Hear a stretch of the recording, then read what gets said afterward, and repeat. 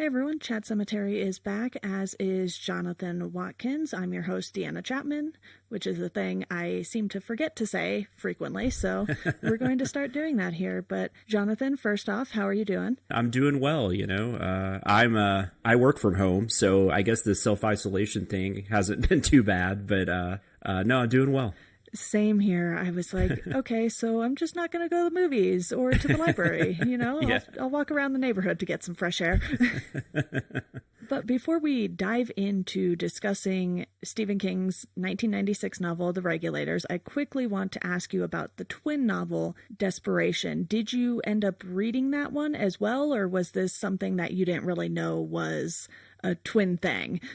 No, I did. I was in college when they both came out, like the same week or whatever, Okay. and I read Desperation when it came out. I did not read The Regulators though.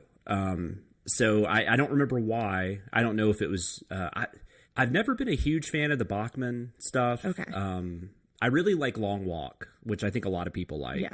And I remember Running Man being kind of enjoyable, but like I didn't like Thinner, and I didn't really like Road Work, I think was one of the other ones. Yeah. And so maybe that was part of it. I don't know. But for whatever reason, I didn't read it. So I read Desperation when it came out. I haven't read it since. I did remember quite a bit about it, but I did do a bit of I did some Wikipedia and research and whatnot on it, just so I could kind of remember the characters and all that kind of stuff, because I knew there was some continuation or some parallels. I didn't realize there were as many as there were. Yeah. That was kind of interesting. This was one of the few King books I really didn't know anything about going in. I haven't read everything he's written, but I typically know at least the story. You've heard because of all the adaptations and everything like that. It's kind of hard Exactly. not to know what some of the stories are about. Yeah. So that's why when you sent the list out, this one kind of interested me because I'd never read it and I didn't really know what it was about. So that's not as common these days Yeah. with books. So that seemed like an interesting thing to tackle.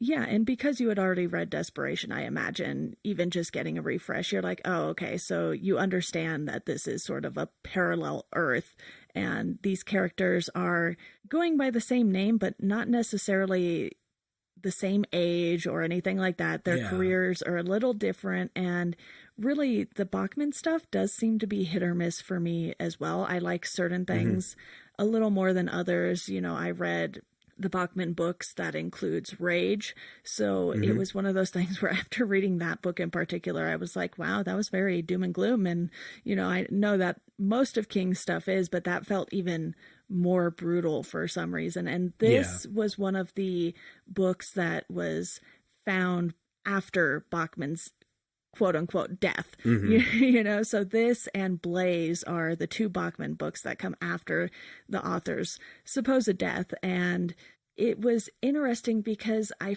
didn't like this one quite as much as Desperation, honestly. And I think it's because of some of the changes that this parallel Earth made. And it was so much all at once. It felt like this one was a little shorter than Desperation, but overall, with as many characters as they have, it's one of those things where sometimes his stories with ensemble casts can get a little overwhelming to try and keep track of. And because I read Desperation and The Regulators back to back so quickly, I was like, okay, hold on. Yes, Johnny Marinville's still a writer, and it's just he's a children's book writer, which seems very odd. Yeah, but it said he had written an adult novel, right? I think so, yeah. Did that have anything to do with Desperation? So what kind of books did he write in Desperation? I couldn't remember. Did he write like horror novels or mysteries, or was he more like a Stephen King kind of character, I guess? It felt like he was kind of a Stephen King kind of character, but when we meet him in Desperation, he's going to be working on a nonfiction novel.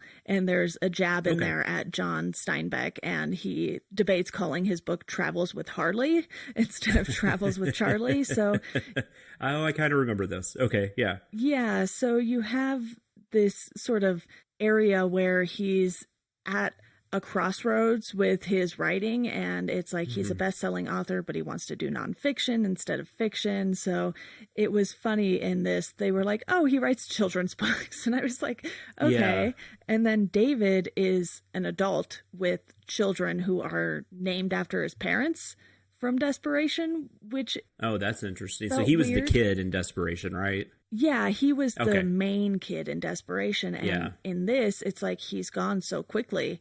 You're like, oh, okay, well, you just kind of killed off my favorite character from the previous book. Yeah, see, that was what was kind of confusing me when I was reading it, because I remembered Tack. Like, I remembered that was the villain. Yeah. And that he took over, like, he took over the cop, I guess, in Desperation, who's a character in this, but he's still a cop, but I guess he's an ex-cop. And obviously he's not a bad guy in this one. Or, well, at least not he's not Tack, Yeah. I guess. And then... what was I going to say? Oh, so the Seth kid, the main kid in this one, Seth, the one that's, I don't know how far you want me to get into that. I'm sorry, but just Seth, I couldn't remember. I was thinking in my mind he was the kid in Desperation, and then when I did my research, I was like, oh no, that's not right. Yeah. But I didn't catch that it was the grown up in this book. So that's interesting. Yeah, it was a little confusing at first because I was like, okay, they give you in the beginning of the book, like before the story even starts, they give you a map of the streets and where everyone's house is. And I kept kind of flipping back to that. And I was like, okay,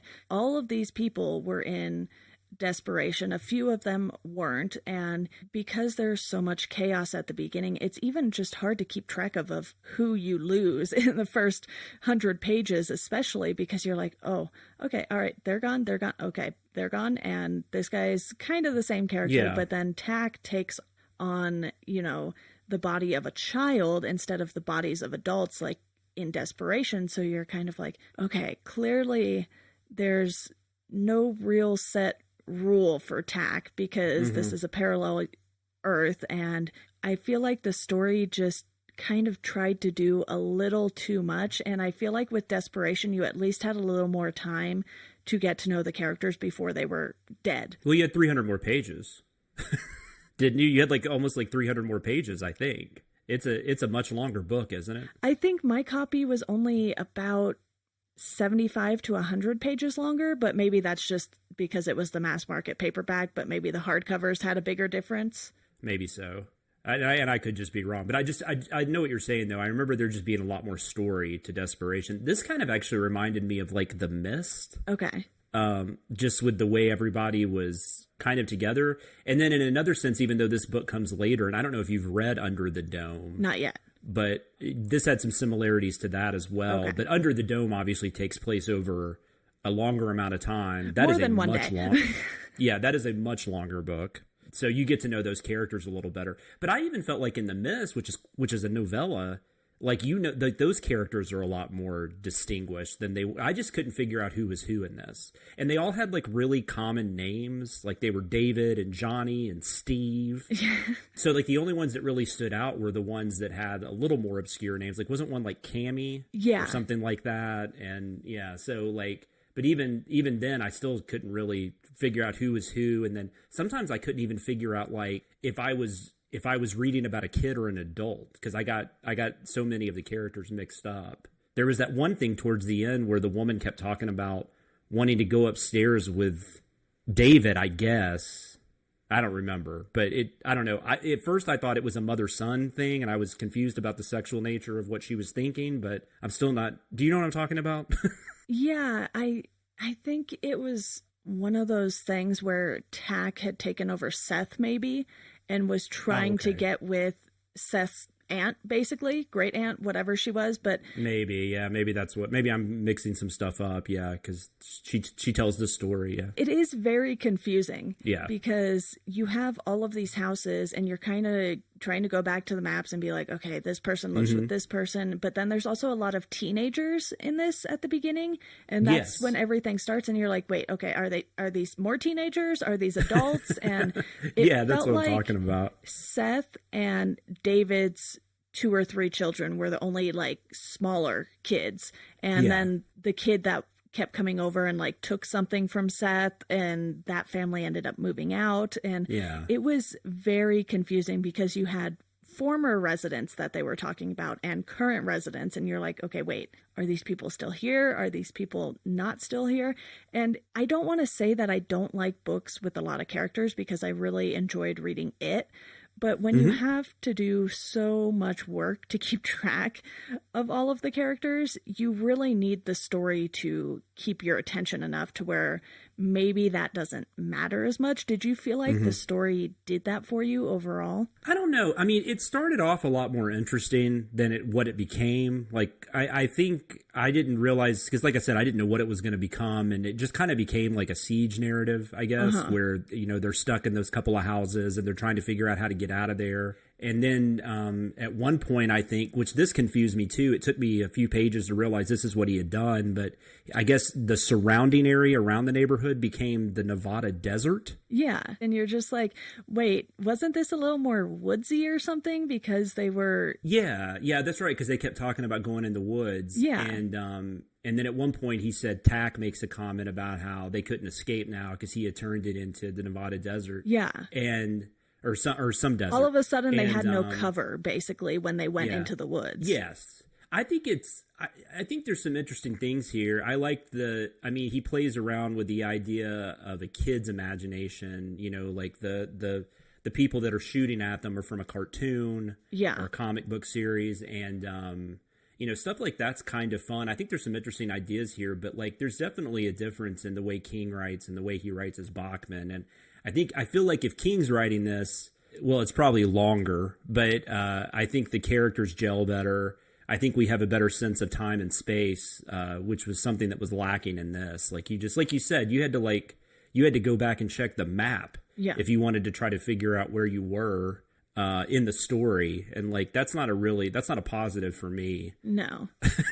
when I'm reading, I thought it was okay. I mean, it was definitely, for me, it was lesser King, Bachman, whatever you want to call it. But it definitely had some interesting ideas. I don't think, do you like Tack though? See, Tack that's a big problem for me in the story because I just don't really ever completely get what he can and can't do. Yeah, I think we learn a little more about how he inhabits bodies and moves from body to body in this, and how you have to have someone who is strong enough to keep the entity inside of them. And given that Seth is a kid, you're kind of like, okay, I guess because the kid is sort of easy to manipulate, but also healthy, that's one thing. But then when it tries to take over Cammie's body, it just completely destroys her. So you're kind of like, okay, it seems like it's this red thing floating around, and you see it in that sort of big showdown in the end with Cammie and Seth and his aunt. And you get a little more information, I think, than you do in Desperation, but there's still a lot of unknowns about the entity. Absolutely. Where did it come from? What are its motivations? You still don't really get those answers.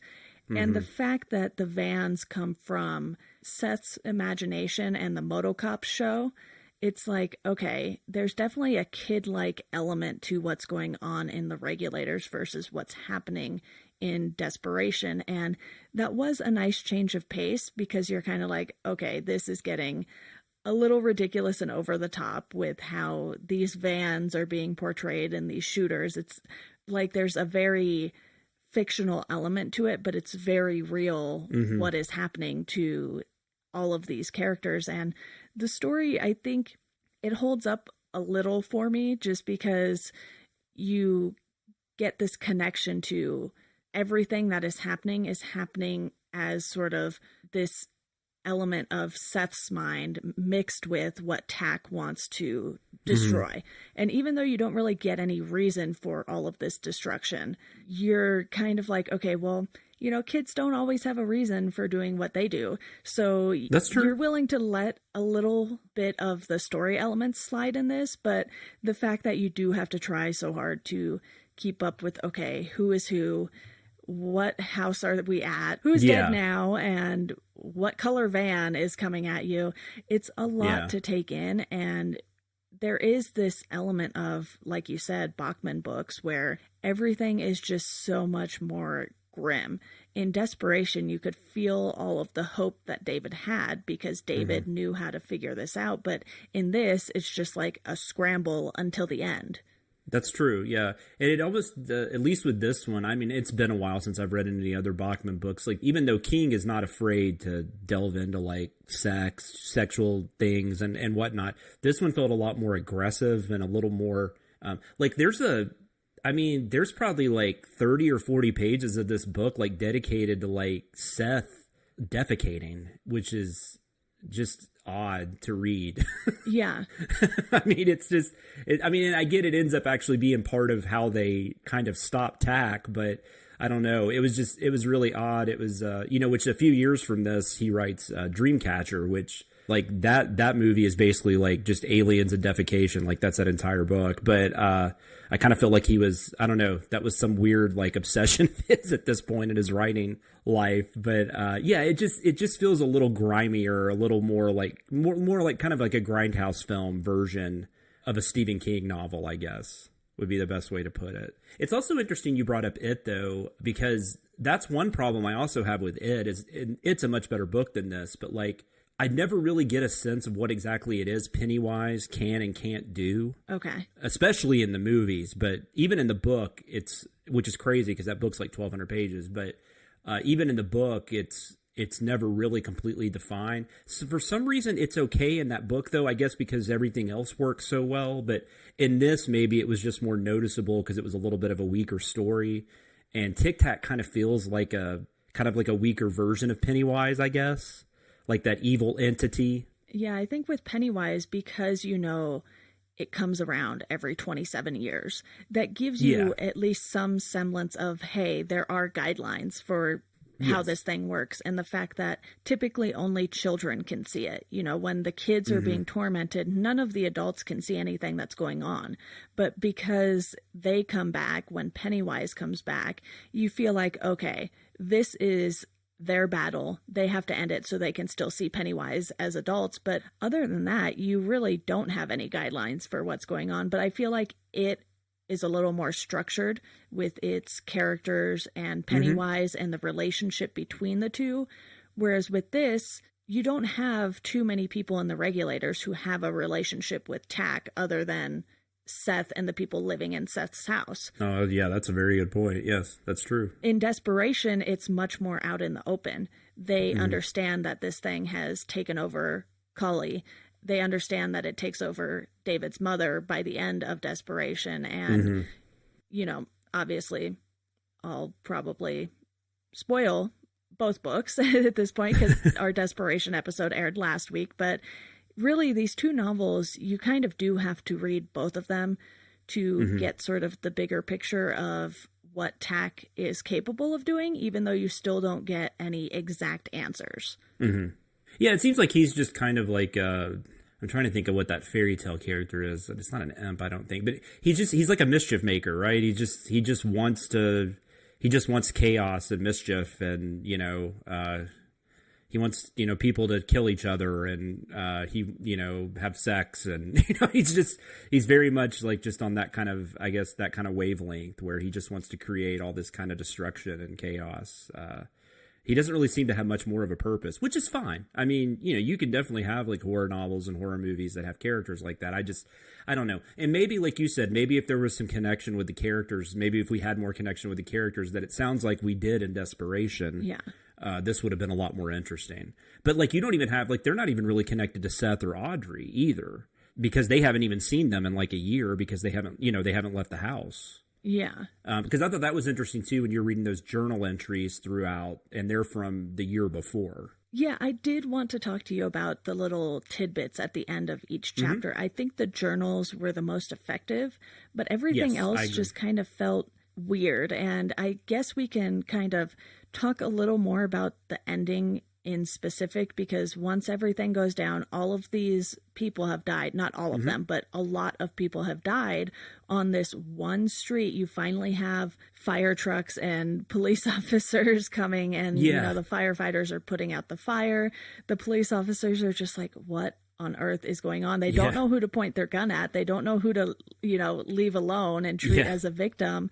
And then you get this sort of epilogue where it's just this random letter, and you find out that Seth and his aunt are kind of ghosts at this mental institution or something, and it's super weird. You're just like, okay, but like, what does that even have anything to do with literally anything. There's Yeah, I had to go read about that because I didn't really get that at all. And I guess there was something in the book where, I mean, I did kind of remember this, where Audrey it's Audrey, right? Isn't that her name? Yeah.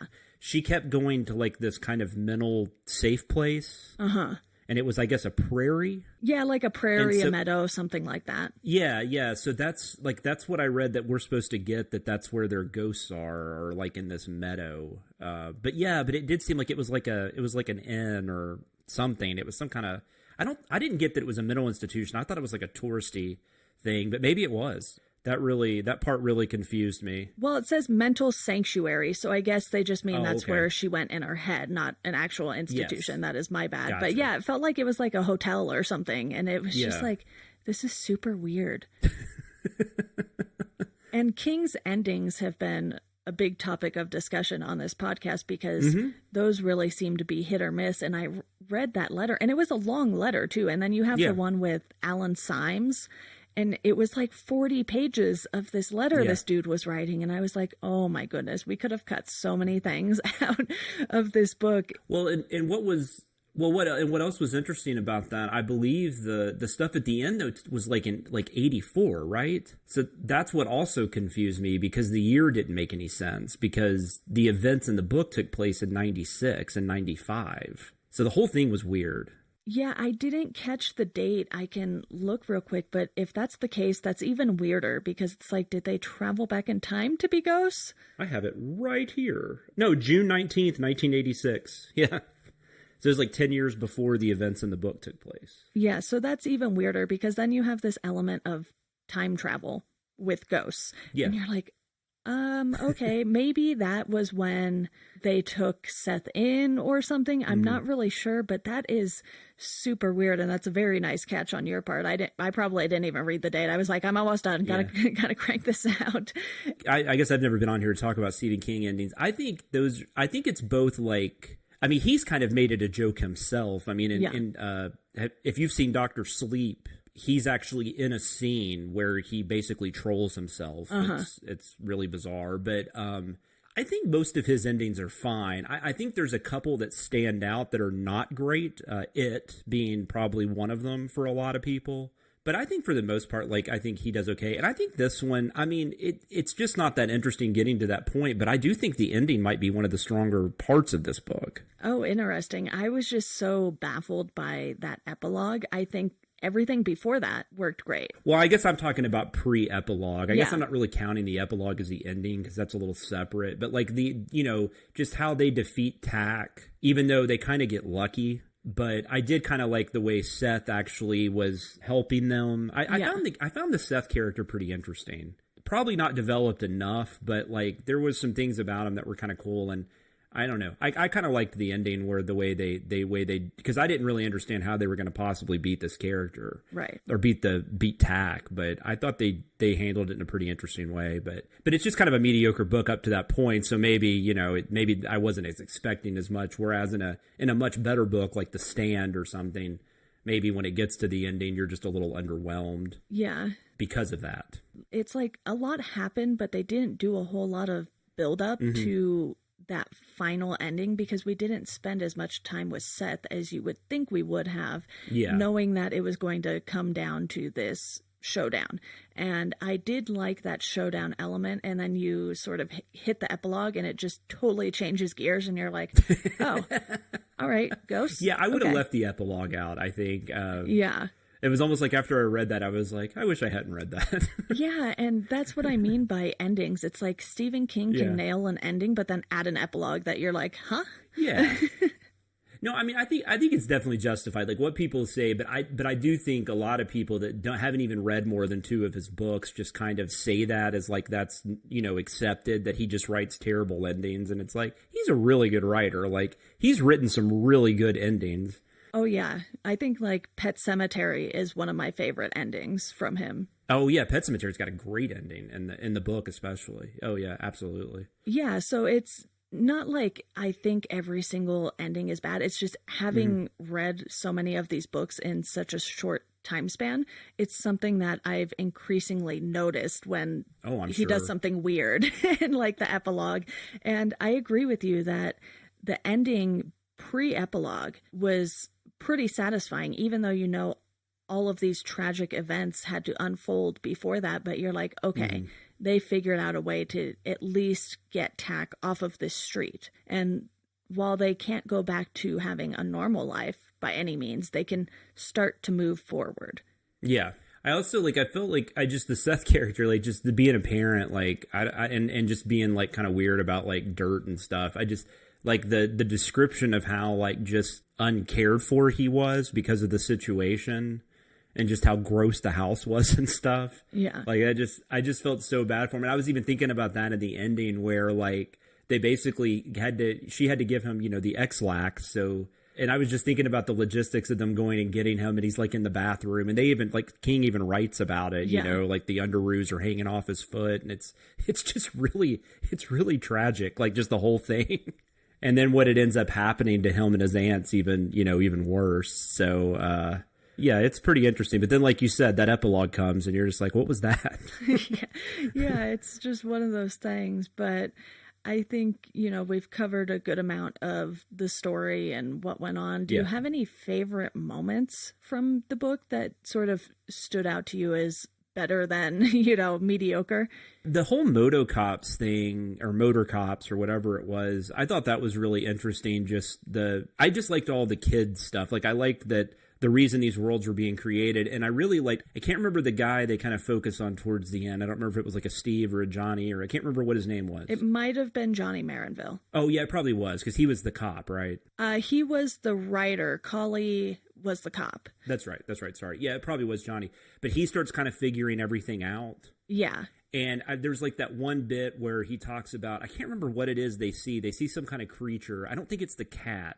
I don't think it's the buzzard either. It's something else. But the way he describes it, he's like, it looks like a cat, or it looks like a tiger or whatever it's supposed to be, but it looks like a kid's version of, like a kid's drawing. Yeah. So then you start thinking about that, like all the stuff that they're seeing is like, basically what a kid would like create on his own. I think that was the most interesting thing to me. Like I could just visually, that was just really interesting. And obviously this has never been adapted into anything. Apparently in 2014, the rights got bought up for a TV series that never happened. Yeah. That seems to be a thing that happens with Stephen King a lot. It's like there's lots of talk about stuff, but whether or not we'll actually see it, which it's funny that this one didn't get an adaptation because Desperation did. Yeah, I remember I watched that when that came out. That was, which I guess that was later, right? That's probably like 2000s or something. Yeah, I think so. But yeah, Ron Perlman, I think, plays Tack in that, or plays the cop. Yeah. But yeah, no, that was definitely, like, my favorite part was just all that. Like, this isn't a detective story, but like the detective stories that I really like are the ones where they're actually doing like detection, where you can actually see like the wheels turning, how they figure everything out. I liked that aspect that he brought to this story, and I thought that was interesting. That would probably be my moment that I enjoyed the most. Yeah, and because Johnny's the one who goes over there and tries to help Seth at the end, and he's sort of the one who kind of stumbles out and just sits down and is like, nah, I'm not going to talk to the cops right now. It's just one of those things where it makes that ending a little less tense. You kind of get this little moment of levity, but I do agree with you that when you can see their wheels turning and see the process for how they're figuring things out, that is what makes the story interesting. But I did like that moment when they go into the woods and everything suddenly changes and they realize how exposed they are, and they're trying to not leave anyone behind, but they kind of have to make the choice between surviving and dealing with these dead people already. So you have this moment where you don't really know what's going to happen to this group of people who went out into the woods, and it just suddenly changed the entire landscape. It was a nice story tactic that shows you a little more of what Tack can do without any explanation as to why it can do that. Is that where they find the guy like stapled to the cactus? Was it the homeless guy, I think? I know they mentioned seeing like this guy's cart and stuff. Yeah, he was attached to a cactus. Yeah, that was really interesting. I did like that bit. That was probably some of the better writing. Yeah, so that scene sort of stood out to me, and you're just kind of like, oh man, this is ruthless. And the whole book is that way, but in that moment you're kind of like, oh, we have no idea the extent of Tack's powers. And early on you have that moment where Mary has been cheating on her husband, comes home, doesn't have any underwear on, and people start to notice, but there's too much going on for anyone to really say anything about it or do anything about it. And you know, it's like people are kind of like, well, that's quite the show there. And you kind of just have to move on with it because everyone who's standing outside is in danger. And I like that while he lingered on it a little too long, maybe, it wasn't something that was like, oh my goodness, we need to stop everything that's happening. Yeah, no, and I mean, and that's real life, right? I mean, if you were in a weird situation like this, or whatever the realistic version of this would be, I mean, you just don't really have you don't have a chance to like grieve or think about the implications of what, you know, her not having underwear on might mean, or where was she coming from, or whatever it is. You know, you just gotta, you're just at that point, you're just trying to save everybody. No, I agree. I think that's interesting. I think that's what I said. I think at the beginning, I think there's some stuff there, but then it just kind of, I think once it gets to where they're holed up in the houses, I think it just it loses a lot of momentum. Yeah. Maybe in like a movie or a TV show, this would work a little better because you could actually develop the characters a little more, especially like if you did a TV show. But in a 375 page book or whatever this was, I don't know. It's weird. Well, now I'm kind of saying I mean, that is pretty short for him. Yeah. But it does still kind of feel like it feels longer than that almost. It does. Especially once they get to the houses. And I like that you bring up the potential for it being a TV show because I think something like a 8-episode limited series for this would work really well because you have these groups of people who are doing things simultaneously, but you can't necessarily see all of that happening. So you could take 8 episodes to tell this 24 to 36 hour story.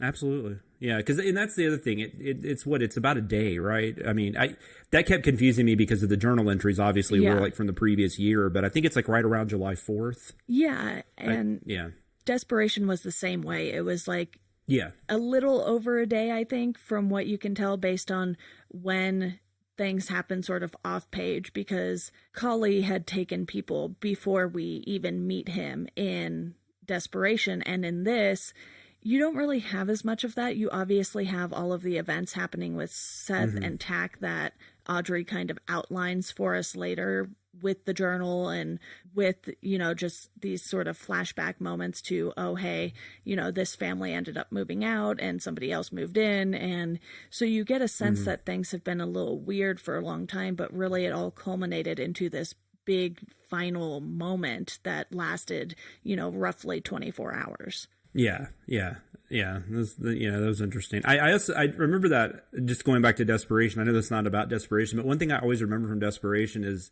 at the very beginning, when he pulls over the couple. I don't remember who they are versus who they are in this book, but and he finds the weed in the trunk. Oh yeah, you know Peter and Mary Jackson. Yeah, Peter and Mary. But at that point, he's just kind of telling him like, yeah, just move the license plate. And like I always remember thought that was really creepy because I'm like, if he didn't find the joint, like, was he just gonna let them go? Yeah, like, you know.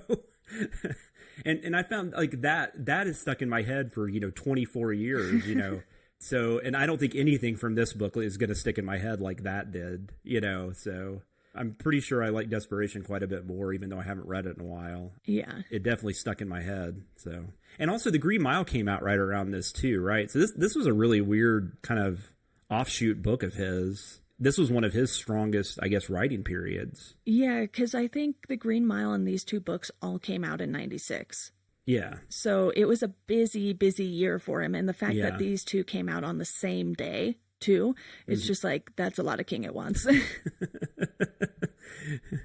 And then, like you said, the next year he continues The Dark Tower. And so, I mean, he was, there was a lot going on here. So this is definitely this is just kind of a weird one to be put in the middle of all that, I guess. But it's not terrible.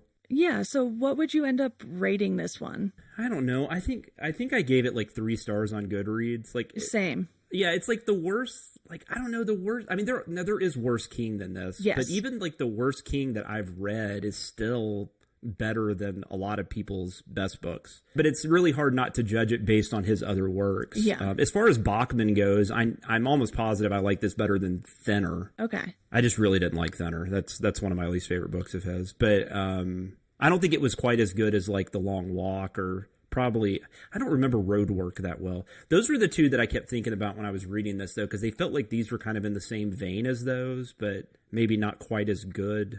Yeah, I think Roadwork was about a guy who was sort of in this construction path and was going to lose his home, and yes. I think lost his job and stuff. And Yes. it's certainly not the most memorable of the Bachman stories. I think The Long Walk definitely sort of takes the cake for at least the Bachman books collection. Obviously, Rage has a certain kind of impact, but because it's not published anymore, you can't really expect everyone to know the details. And then Running Man is just kind of his sci-fi. Running Man's really fun, though. Yeah. I don't know if it's good, but it's a really fun read.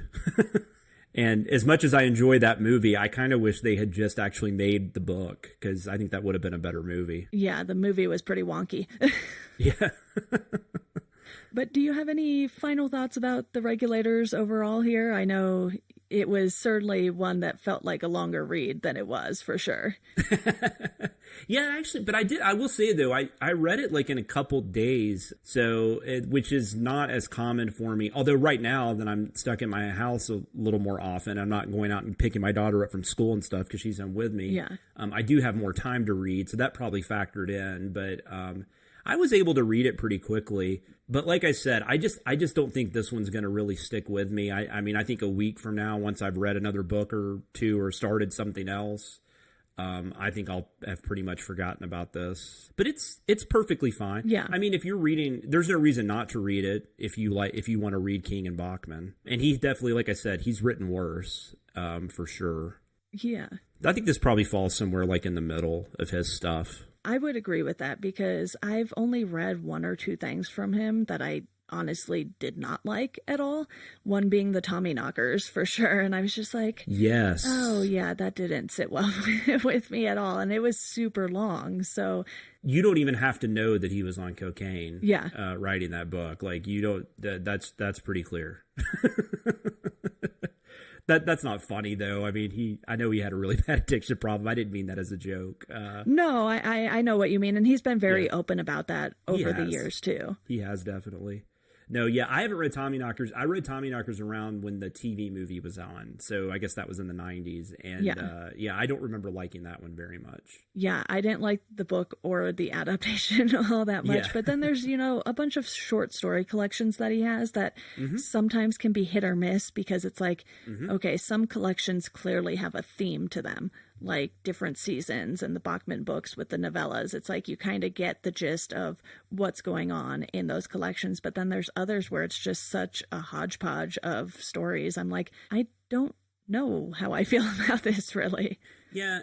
Well, and it's really interesting for me because the first Stephen King book I read all the way through. I had tried to read a couple when I was younger because, like you've talked about, my mom had all the books, and when I was growing up, and I read Dark Half. That was the first one I read all the way through. Okay. Which is really interesting when you go back and read Bachman after that, because I think that book very much is about him parting ways with Richard Bachman. Yeah. So I always go back, and that's just interesting. That was the first one I ever read, but all the way through at least. But one thing I've noticed reading a bunch of King books, and especially I'm sure you're noticing this reading them in order, is like he's just fighting with himself so much in a lot of these books. Yeah. And it's really, and like we were talking about, like he had the whole era where he was, struggling with drug issues, and those books feel very different than the stuff that came after. And then, of course, you haven't gotten to this yet, I guess, but I don't remember when did he have his accident? That was right around this time, right? It was like 99, I think. Yeah, I think it was late 90s.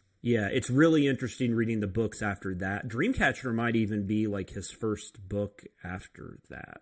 Okay. Yeah, that's something I'll have to keep an eye out for and sort of figure out the timeline. Yeah, you can like kind of see like the eras of his life. And also he's been very open. He's not private. Right. He's been very open about his whole life. So that's interesting too. Like I don't think I know a lot about most of the authors I read.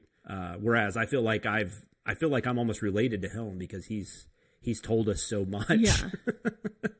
But sorry, I didn't mean to get off on that tangent. But yeah, he's a really interesting guy. Even if he's not your favorite author, I don't know, he's a really interesting dude. I've always admired that about him. Yeah, exactly. Well, Jonathan, I think that's a good place to wrap this up. Thank you so much for coming on to talk about the Regulators today. Yeah. Quickly, before we go, I want to let you know about our Patreon. You can support us for $1 a month. That'll get you a thank you on the show. $2 a month will get you a Chat Sematary sticker. I don't have too many left, so if you want to support, that's a good way to do so, and you get a little reward out of it. You can also follow us on social media at Chat Sematary. We are on Twitter, Instagram, and Facebook. And as always, thank you for listening, and we hope you enjoy the rest of your day.